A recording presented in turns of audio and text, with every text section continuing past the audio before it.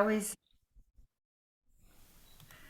um, Absolutely. Yes. Thank you. And I got a couple requests for recordings as we were getting started. So thanks for the reminder. good, good, good. I always like to share it with the group. Yeah, absolutely. Um, Absolutely. I guess for us, the things that were successful, we're starting it again tomorrow.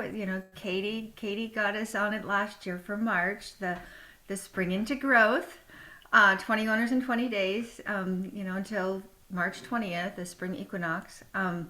So we did that, and I couldn't remember the prize that we gave away last year.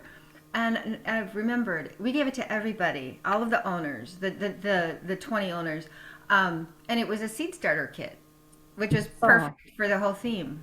absolutely. Yeah. Yeah, so that was successful, and then our October one, we repeated that from Katie's direction from the first one. That was successful. Also, we do a newsletter every month, and that seems to be really great. We last month we got a few owners right after the newsletter went out, and I don't know if that's typical. In March or in February, not so much, but in January, yes. So sometimes it pushes people once they get the newsletter to, oh yeah, I need to become an Mm-hmm. owner, Mm-hmm.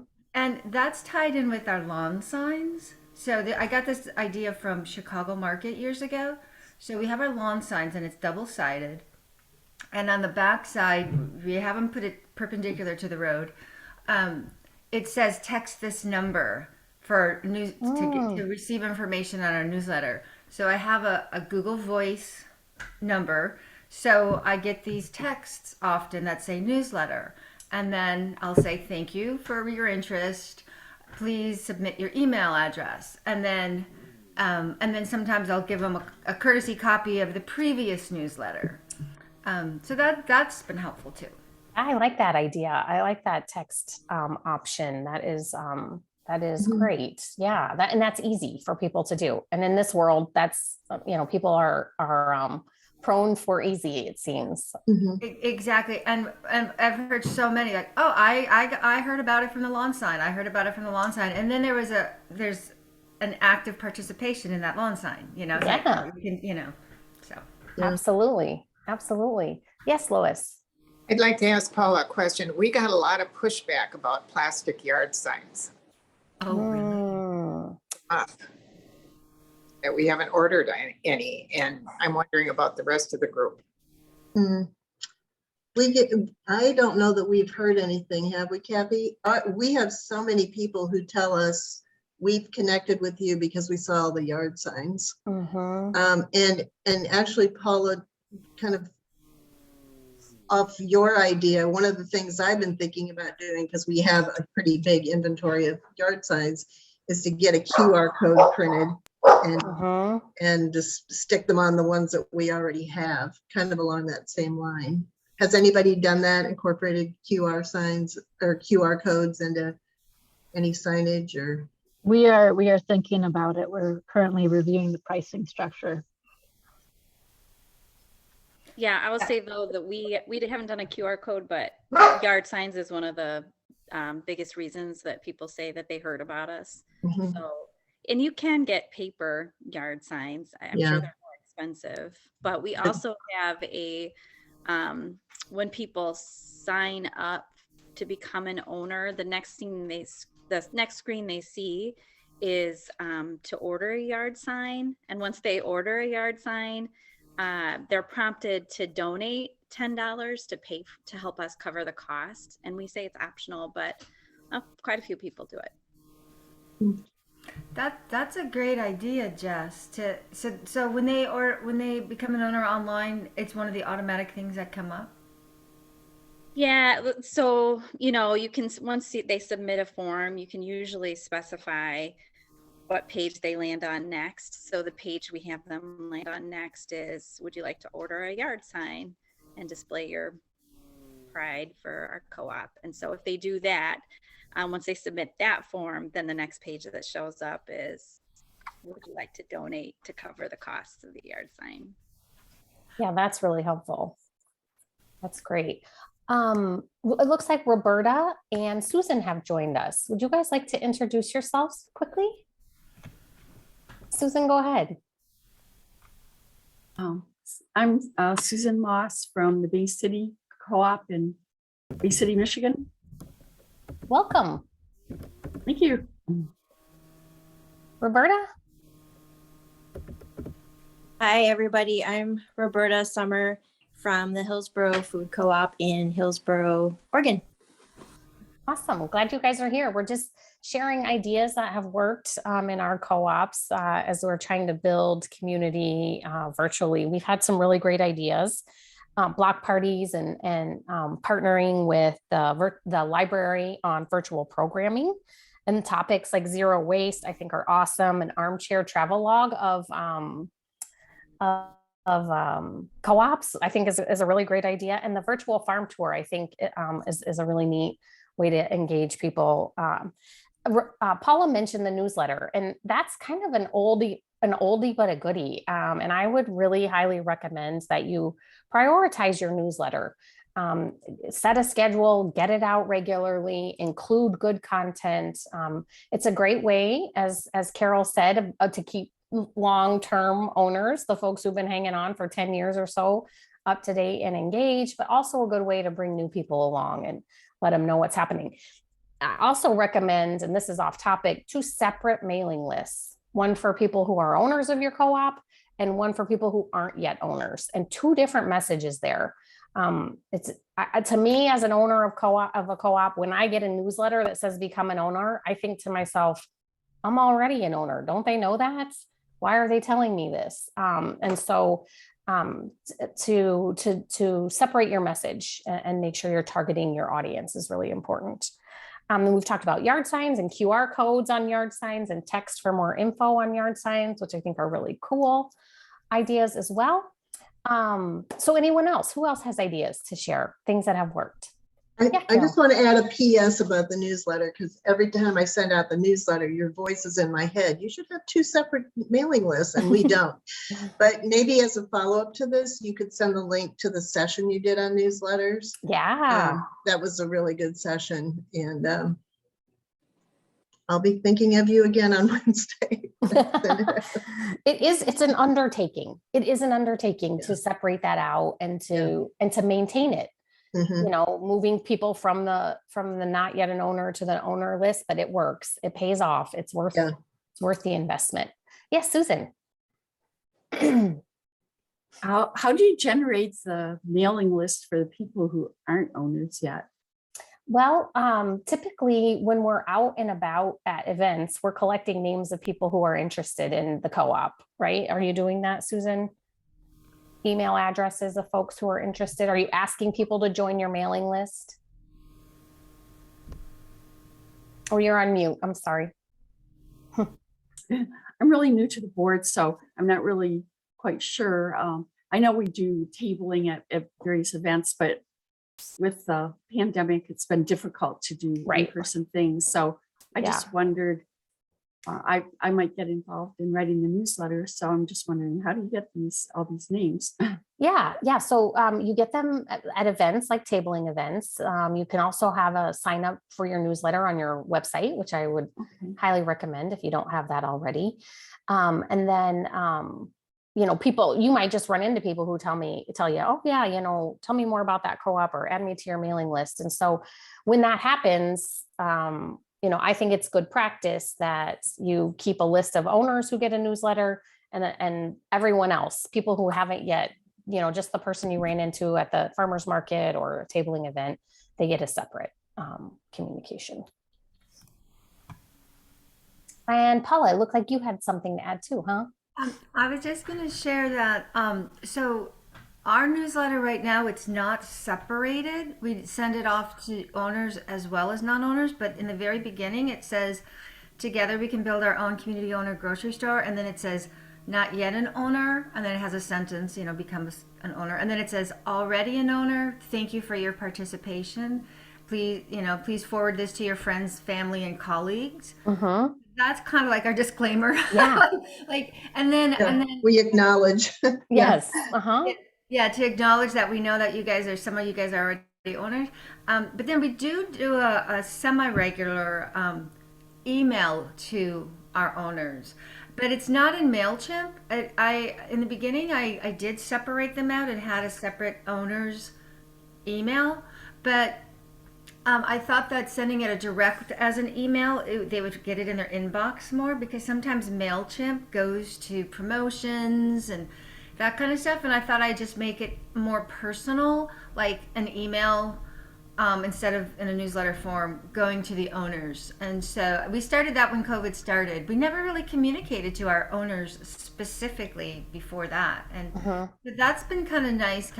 I think they feel, like they're more engaged, as in addition to the newsletter, they get a personal message. Yeah, absolutely. I like that. I think that's valuable. I think Wild Onion does that. Jillian sends from the chair once a month. Yes, she does. Yeah. Yeah. And her emails, if you aren't on their mailing list, you should get on their mailing list. She does a great job communicating about the co-op. Jillian does. Yeah. What co-op was that? Wild Onion Okay. in Rogers Park, Illinois, Chicago suburb. I'm a member of Wheatsville Co-op here in Austin, and they've been around. They're a very long established co-op. They've been around since the 70s. Two things that I noticed over the last 2 years that were big changes for our co-op. One is that board elections went entirely virtual. They had been, often you would go into the store and do things on paper for the board elections. I imagine for newer co-ops, if you don't have a store location yet, that probably wasn't an issue. But another big thing has been offering a curbside option for shopping, which on the one hand was just a change in the logistics of how the store functions, but also got a lot of members to engage with the co-op through the website who never had before, because it was such a brick and mortar relationship. It was really a grocery store first for so many of us. So I'm getting an online newsletter and weekly deal updates and all sorts of email interactions with the co-op now, because I signed up for the curbside option, which that was sort of the way that I got looped into all of those things, which has been interesting. Yeah, right. That is an interesting observation. Definitely. Definitely. Yes, Lois. We're having a planning meeting tomorrow night, and one of the things that I think there's some good information on our website, but one of the things that I went to some other starter co-ops, and it seems like they're posting more of what's going on right now, where ours kind of goes through, what is a co-op and the values and where we are on our development stage and our bylaws and our board and all of that. But I've been pushing kind of hard, and I don't think that we have we're maybe not using the right software, but our newsletter, you have, if you do go to blog, all you get is a link. And I'm saying, we need to be putting more information on here. Feedback? What are the rest of You push the blog out, or you just post it on the website and hope somebody finds it? That's it. It's just sitting there. You don't push it out as a newsletter. Oh, yes, we do. Okay. It goes Okay. up, but to me, we should be letting our current owners and prospects know what's going on at the current time. Yes, they can click on the link to read our minutes, but there's a lot of stuff in the newsletter, and I think it would be really nice if that popped up on the newsletter under blog, or as a newsletter under blog, instead of a link that you can click to get it. It has something to do with the graphics. Well, I know on MailChimp, they'll automatically send a link to your website. So that's what I do, because it's just one less thing to do. And I don't really worry about that link is for other folks to find. I'm pushing it out, and we have a pretty good open rate. So I'm feeling pretty good about that getting out there. I do want to follow up on the curbside thing, because I didn't think about that when you said about, not being able to get together. We've actually done quite a few curbside things. And like the day after we announced our lease, which was just almost a year ago, We had a drive-by the next day at the site, and we had a little Facebook Live while we unveiled the big banner. And so, we generated some excitement that way. The other thing we've done, Kathy's been instrumental in working with one of our local farmers, the one who's going to do the virtual tour tomorrow. She's done produce box sales for us. Oh, yeah. And because our site is like sort of under, it's just a site. So, but there's a funeral home across the street and they're members of our co-op. And we've been doing these on Sunday that people order. And then actually the farmer's been great. She brings everything to their parking lot. And then over the period of an hour or 2 hours, people come and pick up their produce boxes. And Kathy's been there. It's generated lots of great conversation and good photo ops, and Yeah. people are excited to, to see some other folks and get their fresh veggies. And it's really helped. It's really helped Farmer Liz with her revenue flow, because in the winter it's harder for the farmers. So what I think we've done 2 or 3, and then we're doing another one that she's actually expanding to some other local producers. So, bread from this person and honey from that person, and things beyond what she typically sells. I think that's great, Carol. Yeah. I mean, that's like a win-win-win. Everyone wins. The co-op wins, the individual picking up their produce wins, the farmer wins. And it's safe, for people who aren't comfortable gathering in public. It's still a way to see people and have interaction. I think that's really creative and helpful. So rethink what you're doing that you used to do in person. Like one of our kind of signature events was right before the December holidays, we had a gingerbread making event, and it was a chance to get together, and you got all the parts and pieces to make your gingerbread houses, and fine time was had by all.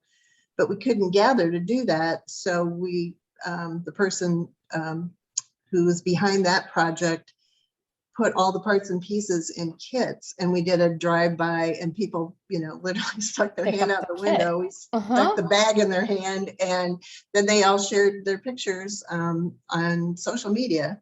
I love it.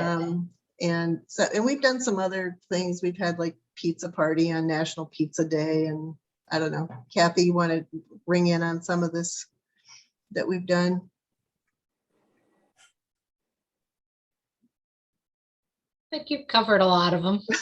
But it's like you're doing all the work, and I just, I'm sitting at home at my computer doing social and newsletters about it. But it's good. Anyway. What I like is that you do it, you advertise it, and you do it through, virtual, but then you have that, sometimes are able to have that little touch because they're coming to pick something up from you, which is really nice.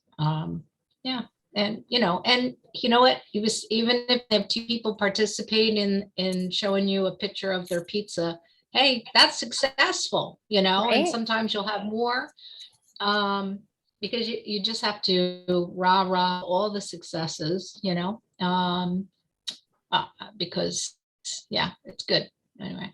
Yeah, absolutely. Thank you, Kathy. I like that. I think we've gotten a lot of guidance that says, if you struggle with capacity, with which who doesn't, then don't do those kinds of things, because it distracts you from your mission. But as someone trying to raise money, then it's made it difficult for us to emphasize our relevance just by pointing to things that we've done in the past, in terms of connecting our community with farmers. And so, if I could do the rewind thing and wave the magic wand, I think we would have had stronger footing in some of our municipalities in convincing them to give us public dollars if we could point to those kinds of things. Yeah. And what they also do, Jess, you bring up an excellent point. All of this community building is good for the co-op. It's good for the individuals, but it's good for fundraising.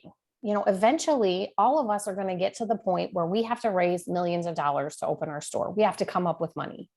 And whether that's convincing municipalities to support us or loans and preferred shares, the stronger our relationships are, the stronger our community is, the easier those asks will be. So I'm really glad you brought that up, Jess. It's a really great point.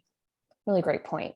A couple things that I have seen some co-ops do across the country that I think have been really impactful at this juncture. I've seen Rooted Carrot in Cedar Falls, Iowa. They have done a series of outdoor guided hikes, which is also a very easy way to be outdoors and together in a safe kind of environment. Those have been very well received at their co-op. I was hoping we might have somebody here from Rooted Carrot who could tell us a little more about those, but that's okay. I also saw a co-op, and I cannot remember who did this, but they did a maple syrup event where they went out and were learning about what trees to tap and when to tap them and how you collect the syrup. And I was like, I want to go to that thing. You know, that sounds really interesting. Another great way to be outside, be together, learn, provide value. I thought that was a really cool idea. Stargazing with an expert was another one I thought was really interesting, where you could be outside, you know, in a small group, learning about the stars, about constellations, that kind of stuff. Another great opportunity. We're coming, you know, to the end of winter, hopefully one of these days, but snowshoeing or what do you call it? Cross-country skiing events. I've seen co-ops doing outdoors together in the winter. And then a couple other ones that I have seen other organizations do. I haven't seen any co-ops do this yet, but I think it'd be really cool to do a kitchen gadget exchange. You know, I have gadgets in my kitchen that I haven't used for 10 years, but somebody else might really want or need.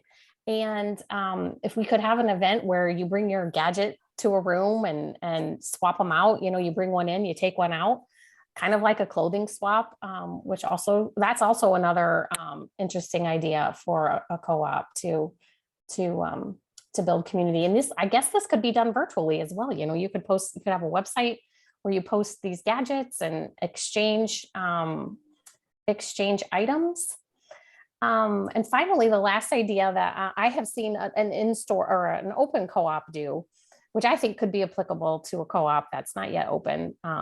Co-ops that are open do this with sales, and they used March Madness as inspiration for like a cheese competition. You know, so the brackets are different kinds of cheeses, and whichever cheese has the most sales that week, you know, progresses to the next level of the bracket. I'm not into sports that much, but I do know enough about the brackets to know that's part of the working scope. But we could do that with online interactions, voting, you know, like this week, you know, the two cheeses in the competition are these two, and, you know, which one's going to win and who's going to win the Sweet 16 or whatever it is. So those are the ideas that I've been thinking of, but I'm curious. I know we've had another individual join us. Chelsea's joined us since we got started. So Chelsea, if you'd like to introduce yourself and share maybe some ideas at your co-op, we'd love to hear them. I'm Chelsea from Wild Sage Market. I'm sorry, I'm not really up to speed with the conversation because the connection's kind of been going in and out. No problem, Chelsea. That's no problem. We're happy you're here. I hope you can join us. And we are recording this, so maybe the recording will work better for you. Thank you. Roberta, you guys have done some interesting things at Hillsborough. Do you want to share anything about what's been working for you guys? Well, I think the most recent one that we did was our county offers, they have a really great solid waste and recycling department, and they offer this thing called Eat Smart Waste Less, and it helps you reduce your food waste in your home or your business. So we had we contacted them and had them run that program just for our owners that were interested in doing that. So we had about 14 people sign up for that. That was fun. And then we also have done litter pickups around the community together. We've organized that. Oh, good idea. Yeah. Yeah. Let's see. I know I'm forgetting another. Oh, we did an ornament exchange at the holidays. That was very sweet. But yeah, I hope to ramp things up now that the pandemic is kind of cycling down a bit. More in-person stuff together. Yeah. Katie, to add to your list, we have a prairie path or a bike path, a walking trail, and we do trash pickups once or twice a year. And then in terms of like the outdoor walking programs, we've partnered with our forest preserve, and we're soon gonna partner with a conservation foundation, and both of those organizations have much broader mailing lists than we do. So it's kind of nice if they will partner with us. It's their program, but they slap our name on it as a sponsor, and then that increases our exposure.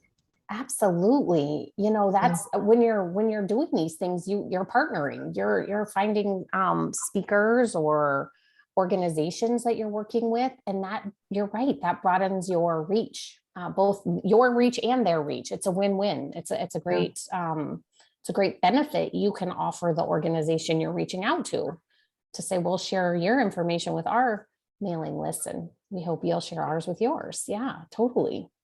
Yeah, and the Chamber of Commerce is another one that we try to partner with, and they're usually looking for volunteers. So it's been a situation where I don't know how much we're getting out of it, but it does increase our exposure by volunteering for their events. It increases our exposure to people who really normally just wouldn't be interested in us because they're not the tree hugger group, you know, that we attract easily. Yeah, right. But eventually those people will hopefully be shoppers. So the earlier we can get in front of them and make connections with them, that's great. Yeah, Susan. My co-op has a yearly plant sale. Ooh. And we get sort of leftover plants from another plant sale. I guess that's where we get a lot of our stock, and some of the local greenhouses will donate some plants. And so that's a way that we can reach out to the community. We usually do that in May. I haven't been there yet for one of them, but I will this May. And another thing that we have in our community, I think this is a great idea, that somebody had the idea of putting old filing cabinets around in various places in the community. And it says, give what you can, take what you need. So if people have extra food, they can, not so much perishable food, but like canned things and box foods, they can put it in the filing cabinet, and then people who are in need in the community can take it. And there could be some kind of event that would be centered around that, like come and bring some extra food that you have in your household to help your community, because this is all about helping our community, right? Absolutely. Yeah, the co-op could sponsor or take on the responsibility for stocking one for a weekend or something like that. Yeah, I love that. When we did our block party, we asked folks to bring non-perishable donations for one of the food banks. And then we had, actually in October, it was still nice enough, we had an outdoor social event and did the same thing. So that we were, collecting things to help support the food pantries in town, of which there are way too many and way too much need. But yeah, but that's wonderful. I love tying those things together. Roberta, you have your hand raised.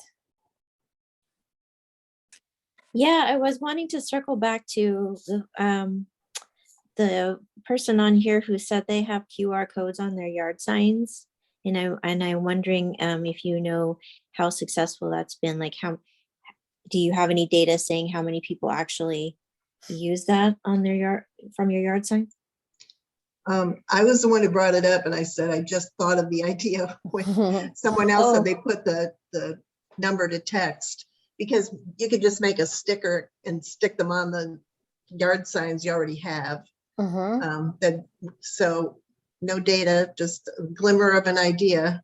And actually, I'm not sure if in analytics in the back end, if you can tell where people are coming to the site, if we would even know that they use the QR code. I think They'd there have is to- a way, but Mhm. I'm not techie, so I'm not. Yeah, I mean, I know you can find out if it was an organic search, was it through Google, whatever, but yeah, we could ask our web developer. But Thank- stay tuned for that one. We'll see Yeah, if we can that make one I think happen. has a lot of merit, absolutely. Yeah. And I'm pretty sure that you can track it by a QR. You can track views via a QR code. I think there's a way to do that. I don't know how personally, Yeah, but okay. I'm pretty sure you can. Worth the question. Absolutely. Yeah. As you guys are talking, I'm remembering that Food Shed Co-op, also a Chicago area suburb, they did a gift box, a local food gift box at Christmas time. And they've done this for a few years. And it's not inexpensive. It's not overly expensive. I want to say it's in like the $75 range, but filled with local products, for candles, cups, ceramics, food, produce even, and it's very, very well received. They sell out every year. And in fact, I think some people buy them as like corporate gifts, like for clients and things like that. And so it's also an interesting way to highlight local and support local producers and build community as well. Who else has suggestions or ideas? Katie, I have a question. Mhm. Just on what you just said. At first, I was thinking it was a raffle, but so no, they No. put these together and then Mhm. and they just promote them to the general public on their social media. Yes, I think they make them available to owners first. Okay. So owners get first dibs, and like the owners have the first week of sales or something like that. I don't know for sure the time window. And then if there's anything left, those are made available to the public. And So they're not pre-ordered. they are just pre-ordered. Oh, Mhm. okay. Yeah, so the ordering process is open for 1 week to Okay. owners, and then they open up the ordering process to the public after that. And I think it's probably like a 2 or 3 week window that sales are open. And then there are a few locations and times where the boxes are picked up. I don't believe they ship them, because I tried to buy one. I wanted to buy one. They don't ship them, but they do have pickup options at various locations around town.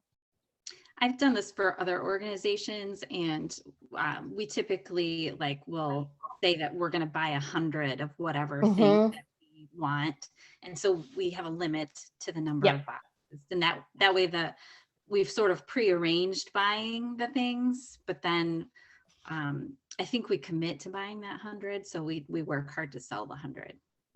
Yep. And I think that's how they operate as well. I think they do, they purchase a X number of products from each organization or each individual and make X number of boxes for sale. So then do they make a profit off of that, or what is the? I what is believe the- they do. the I goal with believe it? they Okay. do, but I don't know exactly. I don't know for Food Shed's, profit and loss on that. I couldn't tell you specifically, Okay. but I do know it sells out, and I do know it's a pretty popular offering in their neck Okay. of the woods. Yeah, thank you. But we can find out how much money they raise. We absolutely can check in with them.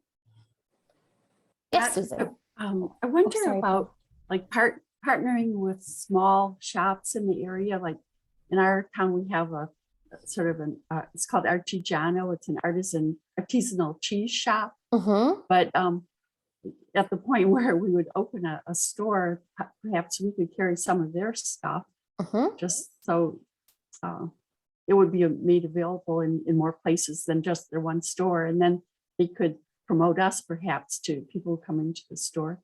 Absolutely. Yeah, absolutely. Yes, Paula, did you have something that you wanted to chime in?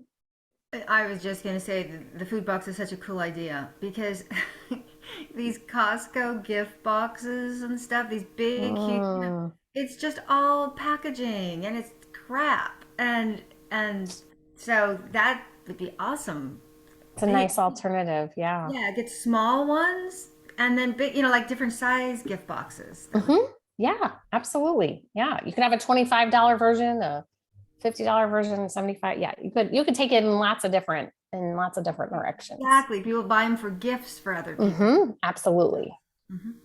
Yes. Just a kind of What a is small a- idea. oh, I sorry. feel- Go ahead. Okay, I'll go. Thank you. Yeah, not like a whole event, but something I've noticed in like the virtual events I've attended. I think like a big piece that's missing from virtual events that we have in like in-person events is just like the ability to talk and socialize and connect with other people. And so having time, especially like right at the beginning where you break everyone out into like small breakout rooms, even maybe just like 2 people in a breakout room and get to talk and say hi and answer some fun icebreaker question, is really nice. And then also like maybe thinking about how to incorporate more breakout rooms throughout an event. Yeah, that's a great Yeah. idea. Even for meetings would be good. Yeah. I'm Right. thinking, yeah. Yeah, because when you're in, I mean, here we are all talking and hanging out, but we might have a different conversation if it was just 3 of us talking about something or 2 of us. So that is very true, Kimberly. And another thing that I wanted to make sure and mention in today's session is that one-on-one communication still is king, in my opinion.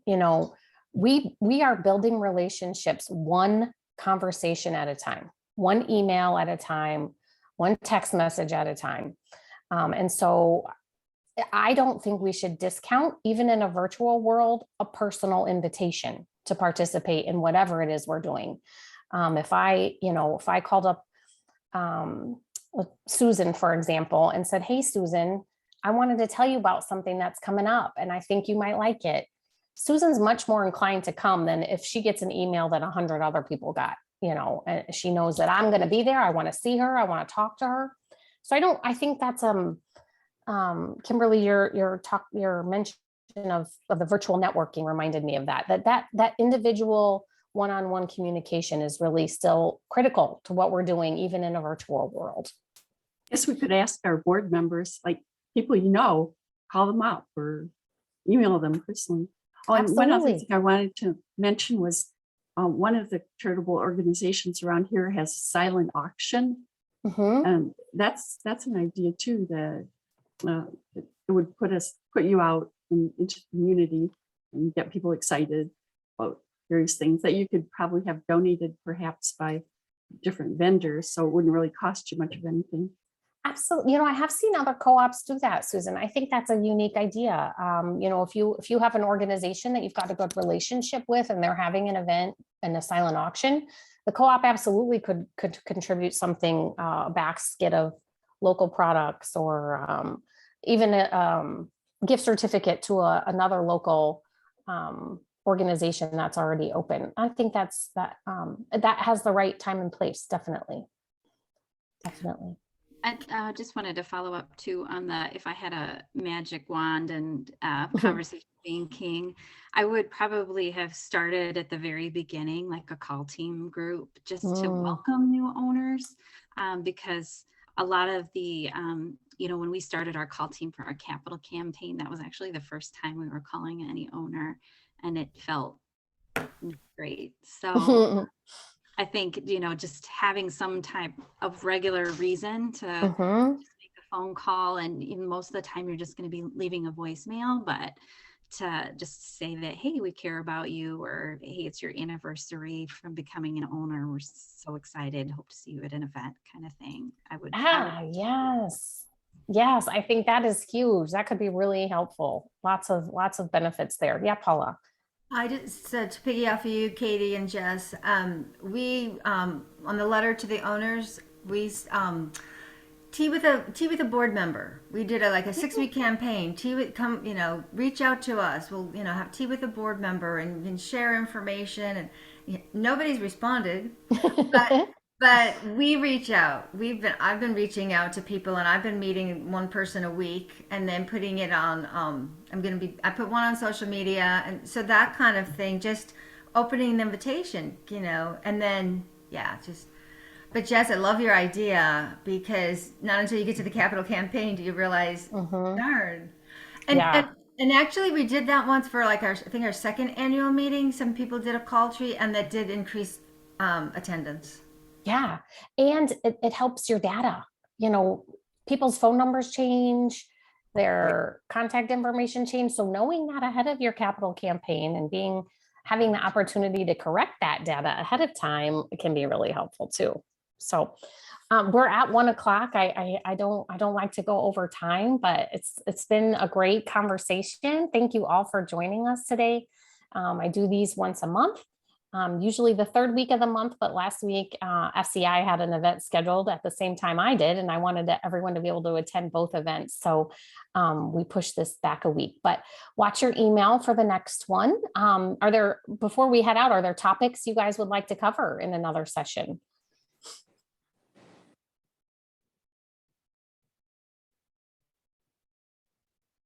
We'll all think of one after we. Of course, right? Maybe raising capital, raising Oh, yeah. capital. Oh, always a topic I like to talk about. Definitely. Okay, well, oh yes, Paula, something to add? Katie, did I see something about that? I remember at Up and Coming years ago, we were the prototype for an app. And Yeah. did you say something about like the app's ready and done and everything like that? That would be, I don't know if that could be a session. Oh, absolutely, it could be. Yeah, we got multiple sessions planned. And if you have ideas, please send me a note, katie@coopcoaching.com. And you get my emails, so you can respond to one of those. So have a great day, everyone. Thank you for joining us. you. Thanks, everyone. Thank you.